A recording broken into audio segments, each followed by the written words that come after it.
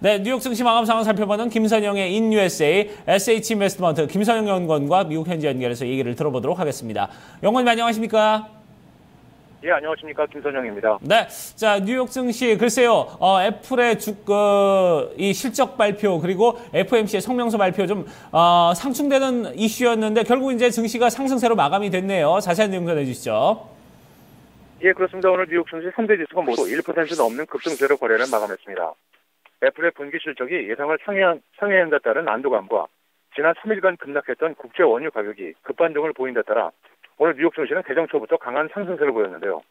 애플은 지난 분기 중 중국 시장의 매출 증가에 힘입어 전년 대비 31%가 증가한 111억 2천만 달러, 주당 1달러 96센트의 순이익을 기록해 전망치였던 1달러 88센트를 넘어섰고 매출 역시 22%가 증가한 515억 달러를 기록해 예상을 4억 달러 상회한 것으로 찍게 되면서 오늘 주가는 4%의 급등세를 보였습니다.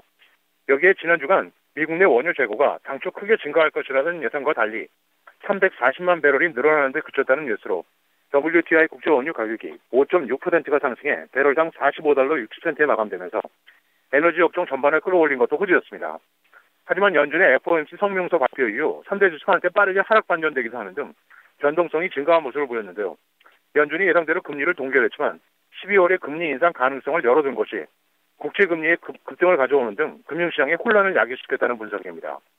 오늘 업종별로는 에너지를 비롯해 금융, 제약, 신용카드, 주택건설, 소매, 외식업종 등이 상승했던 반면 항공사와 유틸리티, 금광, 담배, 바이오 업종은 하락했고 오늘 10년 만기 국채는 어제보다 크게 올라 2.092%의 거래를 마감했습니다.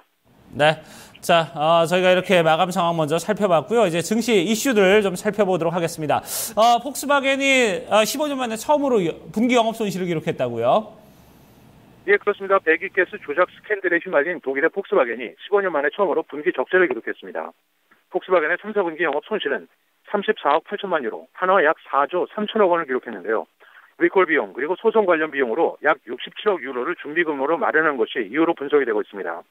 폭스바겐은 비용을 제외한 올해 영업이익을 5.5에서 5.6%로 예상하면서 지난해 6.3%보다 소폭 떨어질 것이라고 밝히면서 올해 판매 전망치는 지난해와 같은 1,014만 대로 유지하고 있습니다. 오늘 폭스바겐은 1.2%가 상승하면서 거래를 마감했습니다. 그 외 특징 종목들입니다. 행동주의 투자자인 칼 아이컨이 대규모의 지분을 매입하고 주주가치 증대를 위해 회사를 세 가지로 분리하는 방안을 요구했다는 보도로 보험사 AIG가 4.6%의 상승세로 거래를 마쳤습니다.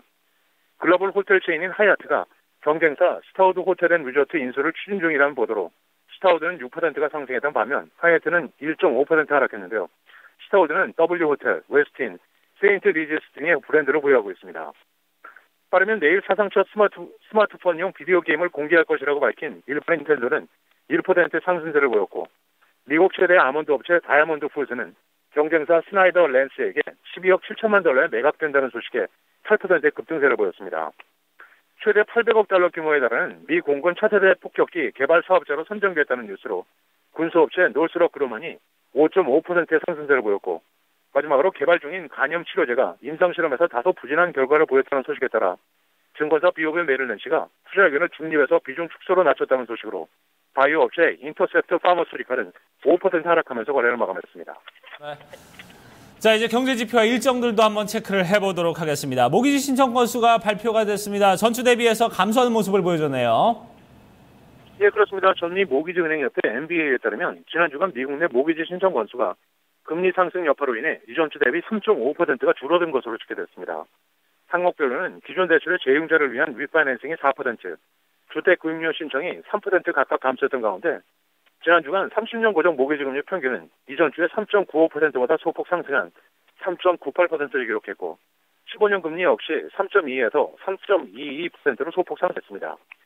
마지막으로 내일은 9월의 잠정 주택 판매, 3, 4분기 GDP 수정치, 주간 실업수당 청구 건수 등의 경제 지표와 함께 미 최대 담배 업체인 알트리아를 시작으로 에너지 업체 코노코필립스, 카지노 업체 MGM 리조트, 소니, 바이두닷컴, 스타벅스 커피, 마스터카드, 솔라시티, 그리고 SNS 업체 링크드인이 지난 분기 실적을 내놓을 예정입니다. 네, 알겠습니다. 오늘도 좋은 말씀 고맙습니다. 예, 고맙습니다. 네.